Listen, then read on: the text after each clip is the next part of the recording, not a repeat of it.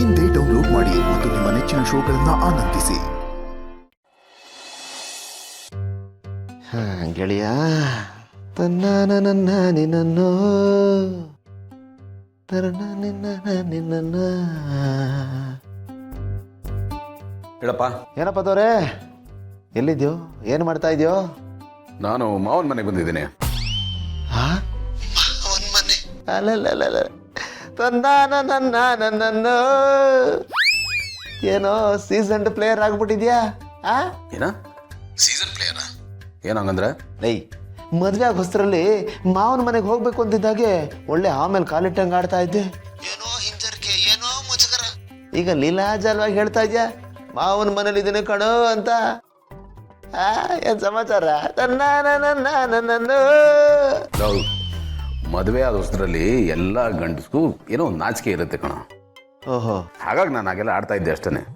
ಕಳೆದ ಎಷ್ಟು ವರ್ಷ ಆಯಿತು, ಇನ್ನೂ ಅದನ್ನೇ ಮಾತಾಡ್ತಾ ಇದೆಯಲ್ಲ. ಆಯಿತು, ನಿನ್ನ OCD PCOD ಪ್ರಾಬ್ಲಮ್ ಎಲ್ಲ ಏನಾಯಿತು?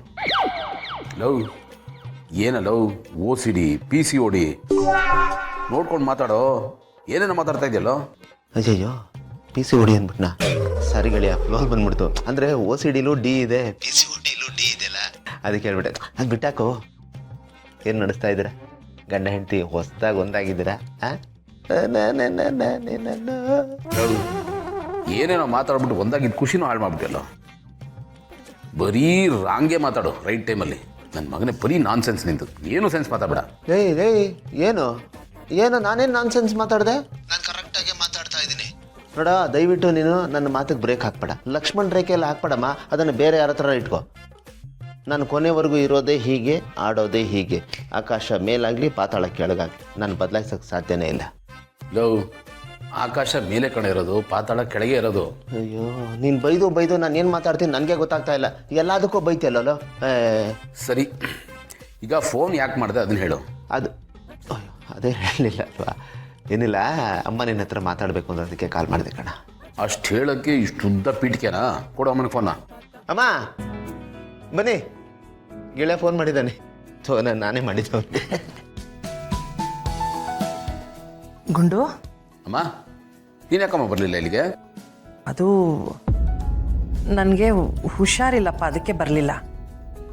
ಹುಷಾರಿಲ್ವಾ? ಸರಿ ಬರ್ತೀನಿ, ಒಂದು ಹಾಸ್ಪಿಟ್ಲಿಗೆ ಕರ್ಕೊಂಡು ಹೋಗ್ತೀನಿ. ಇಲ್ಲ ಆ ಥರ ಸೀರಿಯಸ್ ವಿಷಯ ಏನೂ ಇಲ್ಲಪ್ಪ. ಸ್ವಲ್ಪ ಸುಸ್ತು, ರೆಸ್ಟ್ ತೊಗೊಂಡ್ರೆ ಆರಾಮಾಗ್ತೀನಿ. ನೋಡು, ನನ್ನ ಬಗ್ಗೆ ತಲೆ ಕೆಡಿಸ್ಕೊಳಕ್ಕೆ ಹೋಗ್ಬೇಡ. ಎಷ್ಟೋ ವರ್ಷಗಳ ಮೇಲೆ ಗಂಡ ಹೆಂಡತಿ ಇಬ್ಬರು ಜೋಡಿಯಾಗಿ ಅತ್ತೆ ಮಾವನ ಮನೆಗೆ ಹೋಗಿದ್ದೀರಾ. ಖುಷಿಯಾಗಿದ್ದು ಬನ್ನಿ. ನನ್ನ ಬಗ್ಗೆ ಚಿಂತೆ ಮಾಡ್ಕೋಬೇಡ ನೀನು, ಸರಿನಾ? ಆಯ್ತಾಯ್ತು, ಇನ್ನು ರೆಸ್ಟ್ ಮಾಡು. ಓಕೆ. ಅಲ್ಲಮ್ಮ, ಹುಷಾರಾಗೇ ಇದ್ದೀರಾ? ಹುಷಾರಿಲ್ಲ ಅಂತ ಯಾಕೆ ಹೇಳಿದ್ರಿ ಅವನಿಗೆ? ಆನಂದ, ನಮ್ಮ ಕೊಂಡನ ಪರಿಸ್ಥಿತಿ ನೋಡಿದ್ರೆ ನಂಗೆ ತುಂಬ ಬೇಜಾರಾಗತ್ತಪ್ಪ. ಎಲ್ಲಿ ಬಾಯಿ ತಪ್ಪಿ ಏನಾದರೂ ಮಾತಾಡ್ಬಿಡ್ತೀನೇನೋ ಅಂತ ಸುಮ್ಮನಾದೆ. ಇಷ್ಟು ದಿನ ಅವರಿಬ್ಬರು ಒಂದಾಗಬೇಕು ಅಂತ ಆಸೆ ಪಡ್ತಿದ್ವಿ. ಈಗ ಅವ್ರು ಒಂದಾಗಿದ್ದಾರೆ. ಆದರೆ ಇನ್ನು ಮುಂದೆ ಅವ್ರ ಜೀವನದಲ್ಲಿ ಕೆಲವು ಬದಲಾವಣೆಗಳಾಗಬೇಕು. ಕೆಲ್ಸಕ್ಕೆ ಬಾರದೇ ಇರೋರಿಗೆಲ್ಲ ಆಸ್ತಿ ಕೊಟ್ಟು ಬಂದಿದ್ದಾನೆ. ಅದ್ರ ಬಗ್ಗೆನೇ ಮಾತಾಡಬೇಕು ಅಂತ ಅನ್ನಿಸ್ತಿದೆ. ನೋಡು, ಎಲ್ಲ ತಾಯಂದರು ಆಸೆ ಪಡೋ ಥರ ನಾನು ನನ್ನ ಮಗ ಚೆನ್ನಾಗಿರಬೇಕು, ಅವನ ಜೀವನದಲ್ಲಿ ಸಮೃದ್ಧಿ ತುಂಬಿರಬೇಕು ಅಂತ ಆಸೆ ಪಡ್ತಿದ್ದೀನಿ.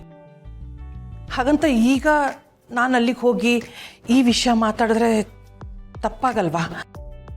ಅದಕ್ಕೆ ನಾನು ಅಲ್ಲಿಗೆ ಹೋಗಲಿಲ್ಲ. ಈಗ ಅವರು ಎಷ್ಟೋ ವರ್ಷಗಳ ಮೇಲೆ ಅತ್ತೆ ಮಾವನ ಮನೆಗೆ ಹೋಗಿದ್ದಾರೆ. ಇಂಥ ಸಮಯದಲ್ಲಿ ನಾನು ಈ ವಿಷಯ ಮಾತಾಡೋದು ಎಷ್ಟು ಸರಿ? ಅವ್ರ ಖುಷಿನ ಹಾಳು ಮಾಡ್ದಂಗೆ ಆಗಲ್ವಾ? ಹಾಗಂತ ನಂಗೆ ಸುಮ್ಮನೆ ಕೂತ್ಕೊಳ್ಳೋಕ್ಕೂ ಆಗ್ತಿಲ್ಲ. ನನ್ನ ಮಗನಿಗೆ ಆಗಿರೋ ಅನ್ಯಾಯ ನೆನೆಸ್ಕೊಂಡ್ರೆ ಸಂಕಟ ಆಗುತ್ತೆ.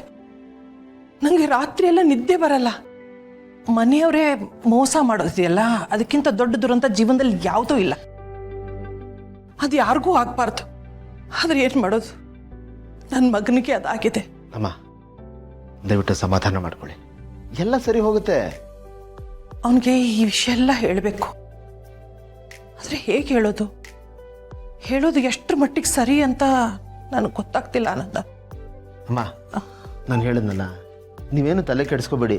ಆಮೇಲೆ ಇದನ್ನು ನಾನು ನೀವೆಲ್ಲ ಹೇಳೋಕ್ಕಾಗಲ್ಲ. ಅತ್ತೆ ಅತ್ತಿಗೆನೇ ಹೇಳಬೇಕು. ಅವ್ರು ಹೇಳಿದ್ರೂ ಎಲ್ಲ ಸರಿ ಹೋಗೋದು. ನೀವೊಂದು ಕೆಲಸ ಮಾಡಿ, ನಿಮ್ಮ ಮನಸ್ಸಲ್ಲಿ ಏನಿದೆಯೋ ಅದನ್ನು ಅತ್ತಿಗೆಗೆ ಹೇಳಿ, ಉಳಿದಿದ್ದು ಅವ್ರು ನೋಡ್ಕೋತಾರೆ. ನೀವು ಆರಾಮಾಗಿರಿ.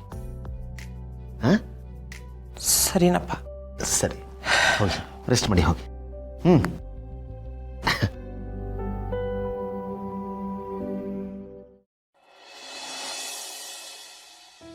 ಅದೇನಂದರೆ ಮಾವ,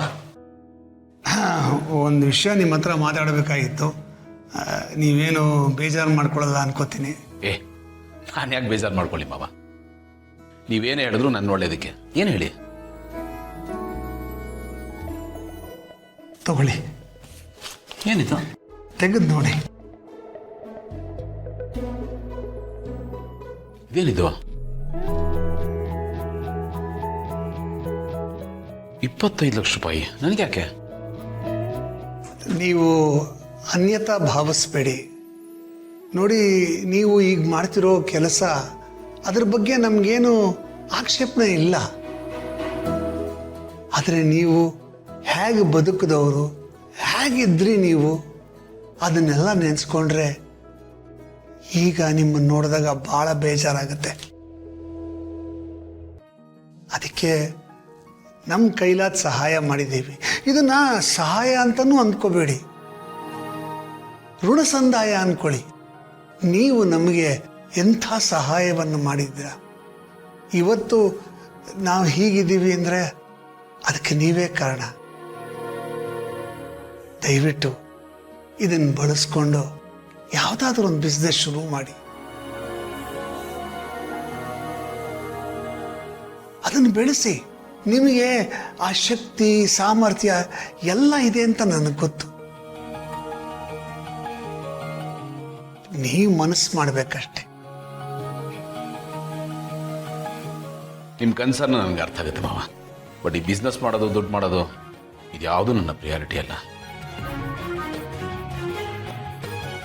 ಅದಕ್ಕೂ ಮೀರಿದ್ದು ಒಂದು ಜೀವನ ಇದೆ, ಅದು ನನಗೆ ಸಿಕ್ಕಿದೆ, ನಾನು ಅನುಭವಿಸ್ತಾ ಇದ್ದೀನಿ. ಇಷ್ಟು ದಿವಸ ನಾನು ಮತ್ತೆ ಭೂಮಿಕಾ ಜೊತೆಗಿರಲಿಲ್ಲ. ಈಗ ಜೊತೆಗಿದ್ದೀವಿ. ನನ್ನ ಮಕ್ಕಳು ನನ್ನ ಜೊತೆಗಿದ್ದಾರೆ.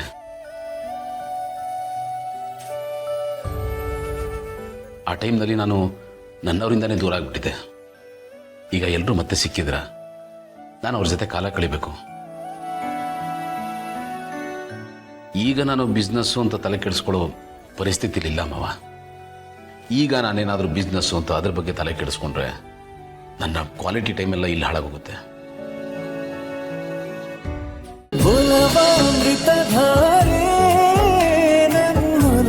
ಅಮೃತಧಾರೆ